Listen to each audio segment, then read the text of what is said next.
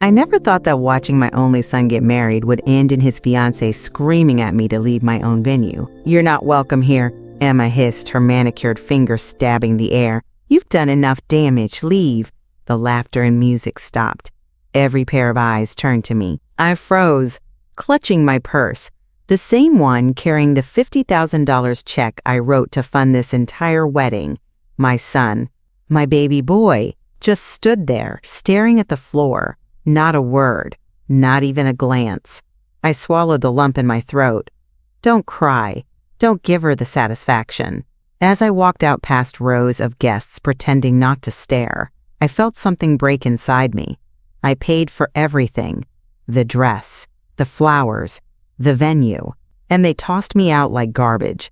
I sat in my car in the darkened parking lot. The memory of Emma's voice, sharp and dripping with venom, replayed in my mind like a cruel loop. "You're not welcome here."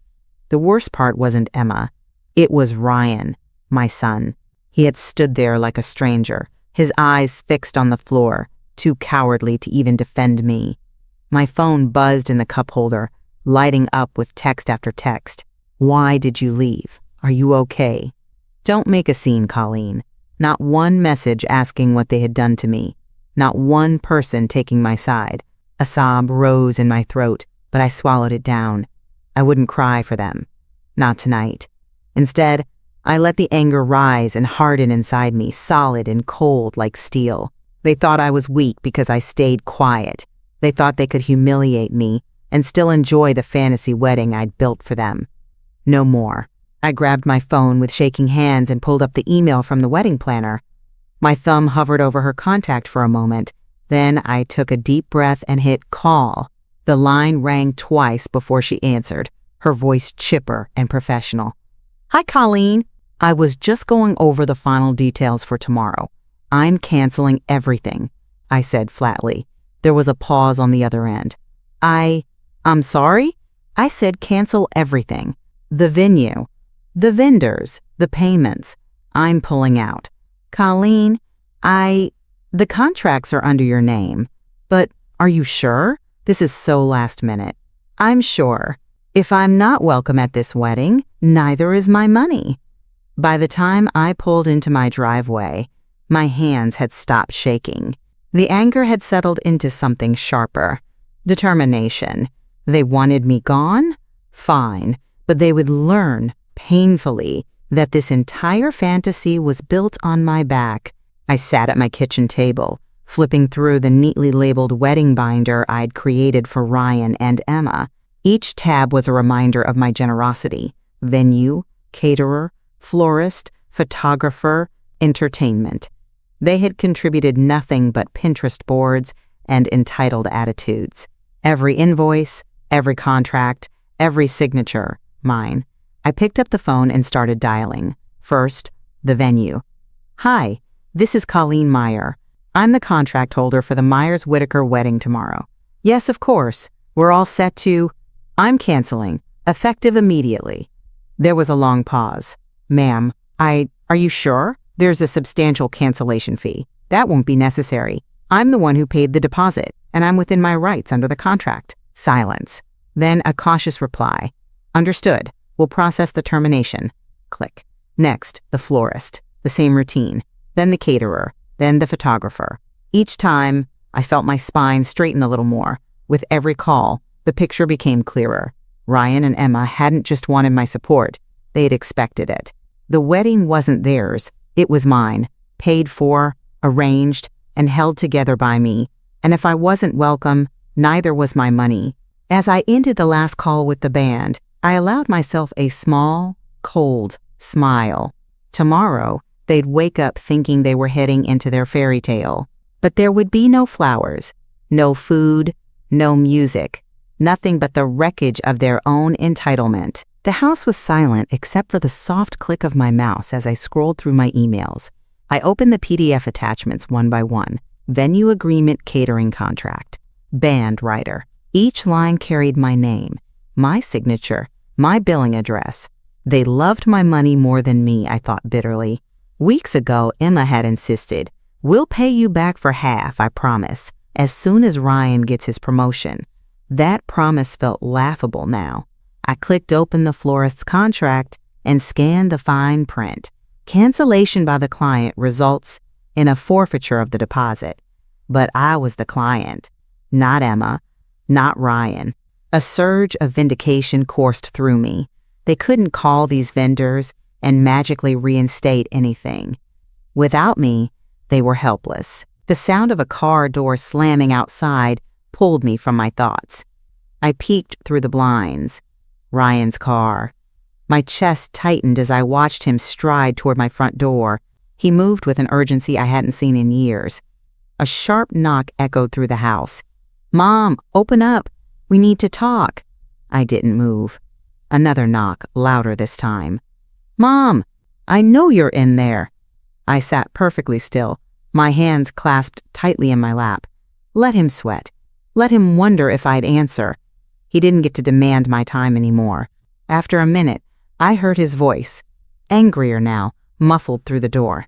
"You can't do this. It's our wedding." My lips curled into the faintest smile. "No, Ryan, it wasn't yours. It never was." The knocking stopped eventually, but I didn't move from my chair. My heart thudded so hard it felt like it might crack a rib, but I forced myself to sit still, staring at the cursor blinking on my screen. For 30 years, I had been the one to fix things, the one to smooth over arguments, write the checks, and bite my tongue for the sake of peace. But not anymore. The silence outside stretched on. I peeked through the blinds again. Ryan's car was gone. Then my phone vibrated violently on the table. "Ryan, 6:13 p.m. Why aren't you answering?" "Ryan, 6:14 p.m. What the hell is going on?"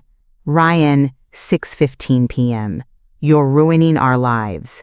The last one made me laugh out loud, a bitter, hollow sound that didn't even feel like my own voice. I let it buzz again and again until finally, against my better judgment, I answered. "Mom, what the hell are you doing?" Ryan's voice cracked with rage. "You can't just cancel the wedding. Everyone's expecting—" "Stop." My voice was low, cold, calmer than I felt. "You stood there yesterday and let her humiliate me in front of everyone. You didn't say a word, because I didn't want to make a scene.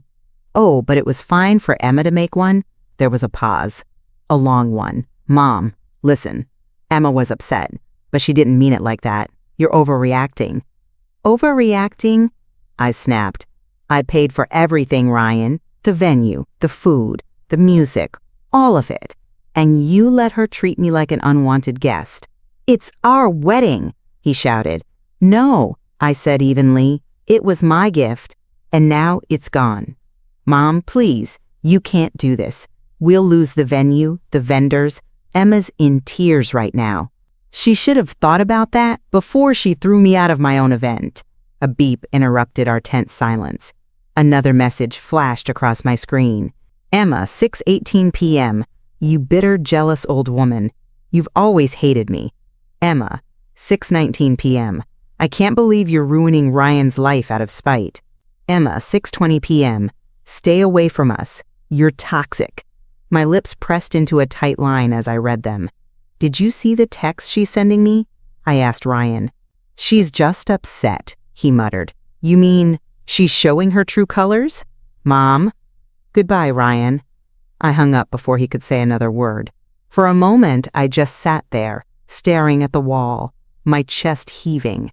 My phone buzzed again and again, lighting up with Emma's name. I turned it over, face down on the table. Tomorrow, their perfect little castle would come crumbling down, and for once, I wouldn't be the one rushing in to save them. The pounding on my door started before 9 a.m. "Mom, open the door, we need to talk." I didn't move at first. I had barely slept. My coffee sat untouched on the counter, its steam long gone cold. The pounding came again, louder this time. "Mom, don't make me stand out here all day." With a deep breath, I walked to the door and cracked it open. Ryan's face was flushed, his hair unkempt like he hadn't slept either. He stepped inside without waiting for an invitation. "What the hell, Mom?" he barked, his voice rising before he even set foot in the living room. "You've destroyed everything. Do you even care what you've done to me? To Emma?" "Lower your voice," I said coolly. "You're in my house." He ran a hand through his hair, pacing like a caged animal. "The vendors are all gone. The venue says they've been booked out to another couple. The florist won't return our calls. Do you even understand what you've done?" "Yes," I said calmly.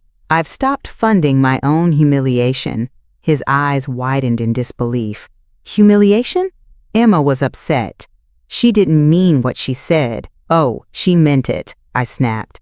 "She stood in front of everyone and told me to leave. And you let her." His jaw tightened. "I was trying not to make it worse." "You stood there like a stranger, Ryan. You didn't defend me. You didn't even look at me." His voice dropped low, cold now. "You've always been like this. Controlling. Selfish. This is why Dad left." The words hit like a slap. My breath caught in my throat, but instead of crumbling, I felt something inside me harden. "Selfish?" I repeated, my voice trembling with fury. "Do you know how much I've sacrificed for you? The countless checks I wrote, the hours I worked, the dreams I gave up to make sure you could have yours?" He flinched slightly, but his expression remained defiant. "You've chosen her over me," I said quietly, "so let her pay for the wedding she wants." He stared at me, his mouth opening as if to argue, but no words came. I walked to the door and opened it wide. "You should go." For a moment he hesitated. Then he stormed past me, slamming the door so hard the walls rattled. I sank onto the couch, my hands trembling. For the first time in years, I realized Ryan wasn't the boy I had raised. He was a man I didn't recognize anymore. By noon, the phone calls started. First, it was my sister-in-law, Linda. "Colleen," she began cautiously. "I just heard from Ryan. He's devastated. You've got to fix this." I stared at the phone, my lips pressed into a thin line. "Fix this? How exactly?" "Reinstate the payments," she said gently. "They're young. They made a mistake. But this is their wedding. You don't want to ruin it for them." My hands curled into fists. "I didn't ruin anything," I said quietly. "They ruined it the moment they treated me like a stranger." There was an awkward pause. "Colleen, you've always been strong-willed. Maybe Emma felt threatened by that." "Threatened? I paid for her entire fantasy wedding." "Look," Linda sighed, "I'm just saying, don't let pride get in the way of family. Be the bigger person."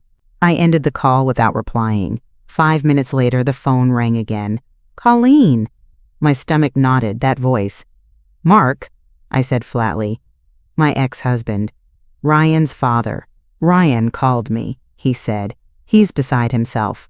I don't know what happened at the rehearsal, but this, canceling everything, it's too much."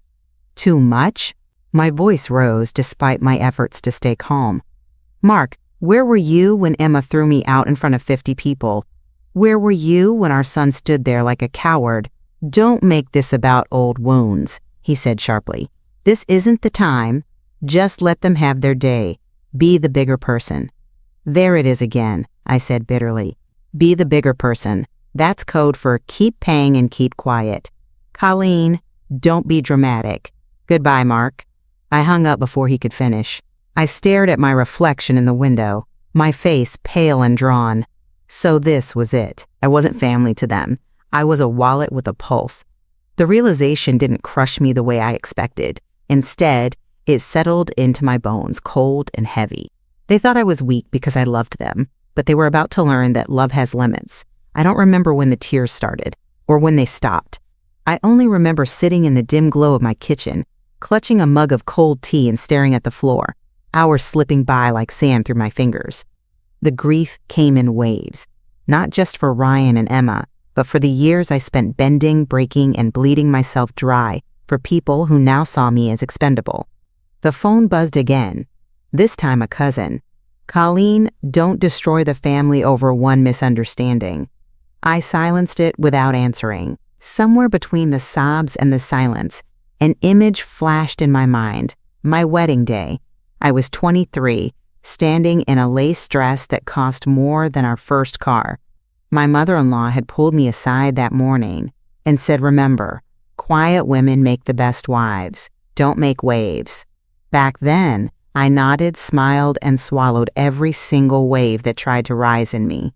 But now, sitting alone in my kitchen decades later, I finally saw it clearly. Quiet doesn't mean weak. I wasn't the same woman who once bent herself in half to keep everyone happy. That woman was gone. A strange calm settled over me, heavier than exhaustion but sharper than grief. I rose from my chair, placed the untouched tea in the sink, and wiped my cheeks.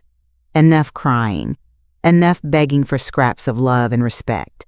If Ryan and Emma thought they could humiliate me and still waltz down the aisle in the fairy tale I paid for, they were wrong. Dead wrong. The next morning, I made an appointment with Margaret Chen.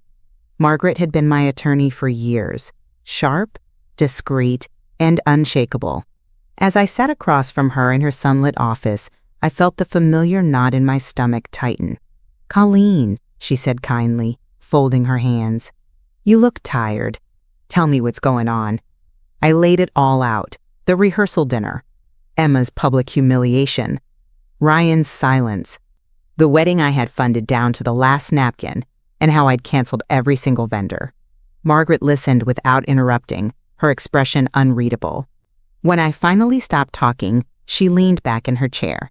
"Let me be very clear," she said. "You've done absolutely nothing wrong.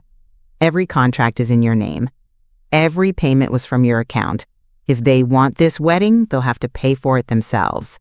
I exhaled slowly, a small flicker of relief breaking through the anger. "But what if they try to sue me?" I asked, my voice quieter than I intended. Margaret's lips curved into a faint smile. "On what grounds? They don't have a leg to stand on. And if they or their lawyer are foolish enough to send you a letter, forward it to me. I'll handle it." A sharp knock on the office door startled me. Margaret's assistant poked her head in. "Sorry to interrupt. There's a man on the phone. He says it's urgent. Ryan Meyer?" I froze. Margaret raised an eyebrow. "Do you want to take it?" "No," I said quickly. "Not now." "Good," Margaret replied. "Let him sweat. You've spent long enough carrying him." For the first time in weeks, I felt something unfamiliar in my chest. Not anger, not grief. It was power. Real, quiet power. I nodded. "You're right." Margaret slid a packet of papers across the desk. "I'll draft a formal notice to every vendor confirming cancellation and your sole legal authority. And if Ryan or Emma show up here, they'll be speaking to me, not you." As I signed the papers, my hand no longer shook. Let them rage. Let them scream. I wasn't their wallet anymore. By the time I got home from Margaret's office, my phone was buzzing nonstop. At first, I ignored it. But then the notifications flooded in. Dozens of them. Facebook, Instagram, even texts from people I hadn't spoken to in years. My stomach sank. I opened Facebook. The first thing I saw was Emma's face. Red-eyed and tear-streaked, hair pulled into a perfect messy bun as she clutched a tissue in her hand. The caption above her video read, "I never thought my future MIL would destroy our wedding out of jealousy and spite. My heart is broken." I hit play. "She canceled everything," Emma sobbed to the camera. "The venue, the flowers, the food. She even threatened the vendors. After all we've done for her, she's trying to ruin the happiest day of our lives." Her voice cracked for dramatic effect. "We didn't want to share this publicly, but she left us no choice. Please pray for us as we try to rebuild what she tore down." The comments were already piling up. Wow. What kind of mother does that? Cut her off? She sounds toxic. "So sorry, Emma. Stay strong." A fresh wave of anger burned in my chest as I scrolled. Every word was a lie. After all we've done for her? I had paid for her dream wedding. I had written checks for her designer dress, her overpriced venue, her hand-picked caterer. And now she was painting me as the villain.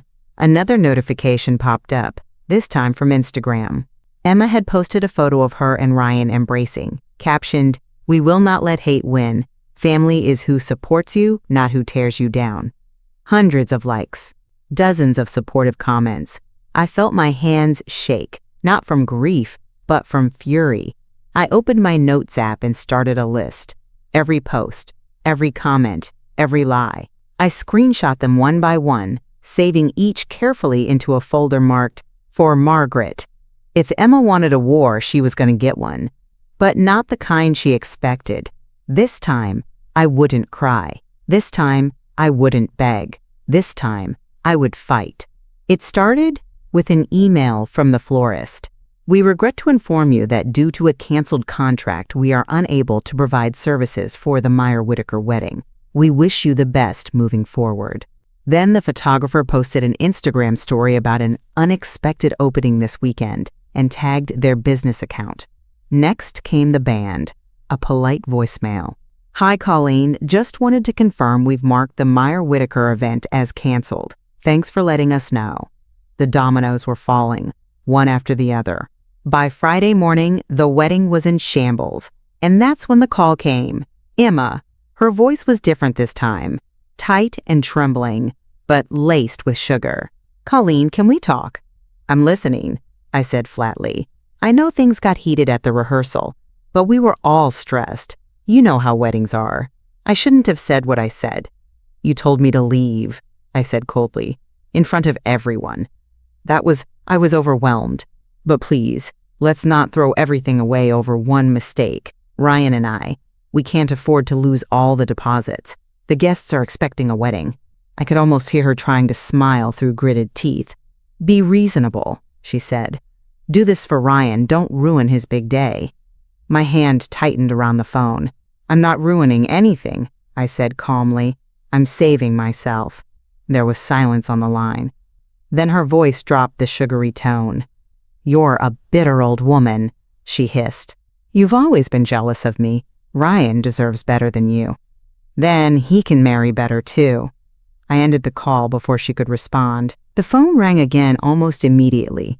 Ryan this time. I let it go to voicemail. I was sitting at my desk scrolling through emails when I saw it. The subject line read, "Final payment confirmation, Maldives honeymoon package." At first, I thought it was spam, but then I saw the email address, colleen.meyer@aol.com. My stomach dropped. I clicked it open. "Thank you for booking your 14-night stay in the Maldives overwater villa with private butler service. Charges have been applied to your American Express ending in 3,921. My credit card." There was even a cheerful note at the bottom. "Your guests, Ryan Meyer and Emma Whittaker, will enjoy unlimited champagne and a private yacht excursion as part of their package." Congratulations! The date of the booking was 3 weeks ago. 3 weeks ago, while I was meeting Emma for lunch to discuss floral arrangements, she had been using my credit card to plan a $26,000 honeymoon. Without asking, without a single word, my hands trembled as I scrolled further. Another email? "Thank you for your recent purchase, bridal luggage set, Louis Vuitton." I felt something inside me snap. They hadn't just taken my generosity for granted. They had planned this from the start. The wedding wasn't a celebration of love. It was a heist. A slow, calculated extraction of my money, my trust, my dignity. And they hadn't even bothered to hide it. I opened my banking app and scrolled through recent transactions. $12,400 Emma's boutique, $8,950 private chef deposit, $3,200 exclusive spa treatments, Maldives. Not a single charge made by me, not one. I stared at the numbers on the screen, my jaw tight, my pulse pounding. They never intended to pay me back. Not for the wedding, not for anything. And yet they had the audacity to call me selfish. I closed the laptop with a sharp snap and sat back in my chair. There would be no more phone calls, no more second chances, no more motherly indulgence. They had shown me who they were. Now it was time for me to show them who I was. The voicemail came late that night. The screen lit up as I was folding laundry. Ryan, 10:47 p.m. For a moment, I hesitated. A small, stupid part of me thought maybe, just maybe, he was calling to apologize. I pressed play. "Mom." His voice was cold, flat. "I don't even know why I'm bothering with this. You've never been a real mother to me. Not really. Always too busy, too controlling, Too cold. My chest tightened, but I didn't move. Emma was right about you. You've been jealous of her from the start. That's why you're doing this. You can't stand to see me happy. There was a pause, a sharp exhale. No wonder Dad left you. I get it now. The words hit like a slap across the face. No wonder Dad left you. That's who you are, alone, bitter, always the victim. And now you've destroyed the one good thing in my life. The line clicked dead. I stood there staring at the phone, the air heavy and still around me. Not a tear fell, not this time. Instead, I felt empty, hollow, like a cord had finally snapped inside me. Slowly, I pressed my thumb against the screen and hit delete. The message disappeared, and with it, something else disappeared too, the last fragile thread tying me to the boy I used to love more than life itself. Being alone is better than being used. I set the phone down and turned off the light. It was over. The next morning, I sat in Margaret's office, my hands wrapped around a mug of tea I hadn't touched. Margaret had already read the transcripts of Emma's posts and Ryan's cruel voicemail. Her face was calm, but her eyes had a sharp edge I hadn't seen before. "This isn't just entitlement anymore," she said. "It's harassment, and we're going to shut it down." She slid a draft across the desk. Cease and desist, harassment, defamation, unauthorized use of funds. I skimmed the bolded lines, my heart pounding, not from fear, but from something harder, cleaner. Margaret's voice cut through the room like a scalpel. "We're sending this directly to Emma. 1 copy certified mail, 1 via email, and 1 to her parents. They need to understand that if they keep this up, there will be consequences." I nodded, my fingers tightening around the mug. "Now, about Ryan." Margaret tapped a folder labeled Joint Accounts. "Did you know he's been pulling from the account you opened for him in college?" My stomach twisted. "I thought he stopped using it years ago." "He didn't. In fact," she opened a printout of recent transactions. "He withdrew $7,500 last month, right after you paid the venue deposit." The blood drained from my face. Margaret didn't flinch. "We freeze it now, today, before he decides to drain the rest." For a moment, my hands hovered over the folder. That account had been my way of saying, "I'll always be here for you." But that promise didn't mean the same thing anymore. "Do it," I said quietly. Margaret nodded. "Consider it handled." She reached for her phone and began issuing instructions to her paralegal. Her voice was steady, professional, unbothered, exactly the kind of calm I needed right now. As I listened to her dictate the cease and desist letter, something strange settled over me. I wasn't shaking, I wasn't crying, I wasn't even angry anymore. For the first time in weeks, I felt steady. Ryan and Emma had taken enough from me, my money, my dignity, my role as a mother. They wouldn't take another thing. Margaret ended the call and looked at me with a faint smile. "You've done everything right, Colleen. If they want a wedding, they'll have to pay for it themselves." I let out a slow breath. "Let them try," I said softly. By the end of the week, the cracks in their fairy tale had turned into gaping holes. It started with a post on Emma's Instagram, a filtered photo of her hand clutching Ryan's. The caption read, "Trying to stay strong during this difficult time. Please respect our privacy." The comments were a mix of pity and confusion. What happened? I thought the wedding was this weekend? Sending love. Stay strong, babe. 2 hours later, Linda texted me, "Colleen, did you really cancel the wedding? Everyone's talking about it." I didn't respond. It wasn't my job to explain myself anymore. The phone rang again, this time an unfamiliar number. Against my better judgment, I answered. "Colleen, it's Gary Whitaker, Emma's father." His voice was tight, clipped, like he was forcing every word through clenched teeth. "I don't know what Emma said to you at the rehearsal, but surely you can't mean to ruin the whole wedding over one misunderstanding." I stayed silent, waiting for the real reason he had called. He exhaled sharply. "Listen, if this is about money, I can't lie. We're in a tight spot right now, but I'm sure we can work something out if you'll just reinstate the payments." There it was. I almost laughed. The same man who'd been too proud to speak to me for months was now begging for my help. No, I said simply. You'll have to figure it out on your own. Do you know what this will do to Emma? He barked. The guests, the reputation of both families. I ended the call mid-sentence. The next day, I got an email from the venue manager. Dear Ms. Meyer, as per your cancellation request, the Myers-Whitaker wedding has been removed from our schedule. Please note the date has been rebooked. Rebooked. Their dream wedding wasn't just canceled. It now belonged to someone else. For a moment, I pictured Emma scrolling through Pinterest, screaming at Ryan while her parents sat helpless on their couch. But I didn't feel satisfaction. I felt nothing. The email came late Sunday night. I almost didn't open it. The subject line alone made my stomach turn. Let's put this behind us.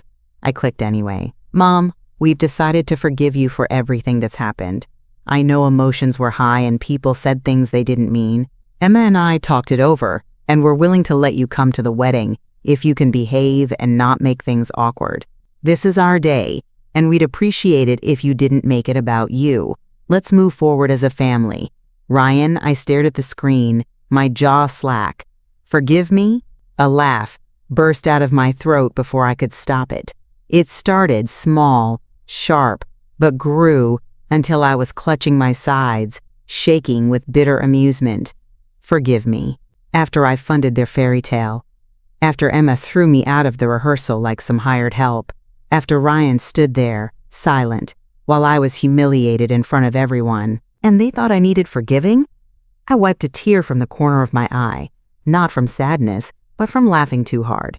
I hit reply and hovered my fingers over the keyboard, but I didn't type a single word. They didn't deserve a response. Instead, I closed the laptop and pushed it aside. They could keep their little fantasy of control. I was done playing the fool. The wedding day came anyway, a bright Saturday morning in June, exactly as Emma had wanted. I woke to the sound of birds outside my hotel window, the scent of eucalyptus drifting through the air. The spa had upgraded me to a suite with a private balcony overlooking the ocean. At noon, I was stretched out on a chaise lounge, my hair wrapped in a towel, a chilled glass of champagne in hand. A notification pinged on my phone. Today's the day. Can't wait to see you both at 2 p.m., a guest, clearly unaware that the fairy tale had crumbled. I sipped my champagne and smiled faintly. At exactly 2 p.m., I imagined the venue, now booked for another couple, bustling with flowers and laughter that had nothing to do with Ryan or Emma. The thought didn't bring satisfaction. It brought peace. For the first time in years, I felt weightless. The staff brought me a fruit platter and refilled my glass. I reached for my phone, opened Instagram, and snapped a photo of the view. Endless blue sky, sunlight sparkling on the water, my champagne flute glinting in the corner. I typed a short caption. Best decision I ever made. No context, no names. But I knew they'd see it, and they'd know exactly what I meant. By Monday morning, the whispers had turned into a roar. It started with a single comment under Emma's tearful Instagram post. Didn't Colleen pay for the whole wedding, though? This doesn't add up. At first, Emma's friends rushed to defend her. Don't spread lies. You don't know the full story. She's a toxic mom trying to ruin their happiness. But then, another comment appeared. My cousin works at the venue. Colleen booked and paid for everything. Emma and Ryan didn't pay a dime. The dam broke. Screenshots of Emma's honeymoon package, charged to my credit card, somehow leaked into a wedding gossip group. People were ruthless.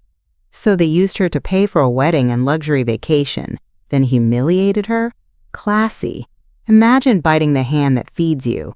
They deserve each other, spoiled and entitled. Even some of Ryan's old college friends weighed in. Not surprised, he always let women walk all over him. I didn't comment, I didn't like or share, but I saved every single screenshot. Later that afternoon, Linda, my sister-in-law, called. Colleen, she began cautiously. I didn't realize. I'm so sorry. We all thought. Emma made it sound like you were trying to sabotage them for no reason. You believed her, I said calmly. I know, Linda sighed, but people are starting to see the truth now. I just wanted you to know.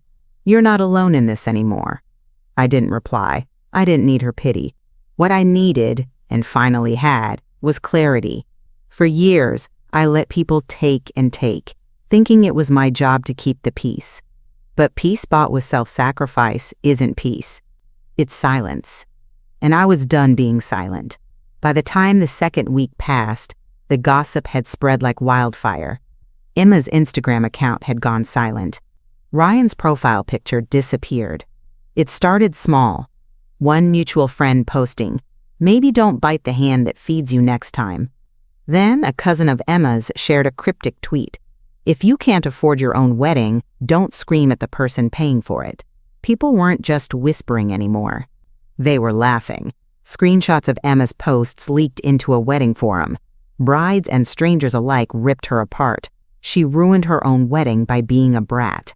Sounds like she thought her MIL was her sugar mama. The entitlement is unreal. Who throws out the person funding the whole event? Even vendors joined in. A florist posted anonymously. "We warned her that her mother-in-law was the contract holder. She didn't care. She thought she was above consequences." I didn't say a word. I didn't defend myself. I didn't need to. The truth had a way of crawling out on its own. By the end of the month, Emma and Ryan's guest list had evaporated. Friends stopped answering their calls. Their dream wedding was the talk of the town, not as a celebration, but as a cautionary tale. And me? I was sitting on a balcony 2 states away, watching the sun dip below the horizon with a glass of champagne in my hand. I posted one quiet photo, my feet propped up, the ocean stretching out endlessly before me. The caption simple, "Happiness looks better on me." I didn't check for likes or comments. I didn't care if Ryan saw it, or Emma, or any of the relatives who had once called me dramatic. This wasn't for them. This was for me. The next morning, my phone buzzed. Ryan. I stared at the screen for a long moment before pressing decline. A text followed. "Can we talk? We made mistakes." I turned off the phone and set it face down on the table. For years, I let people pull me into their storms. Now, I chose peace. And peace meant never stepping back into their chaos again. They thought they could humiliate me and still live off my generosity. They were wrong. I wasn't their wallet. I was their wake-up call.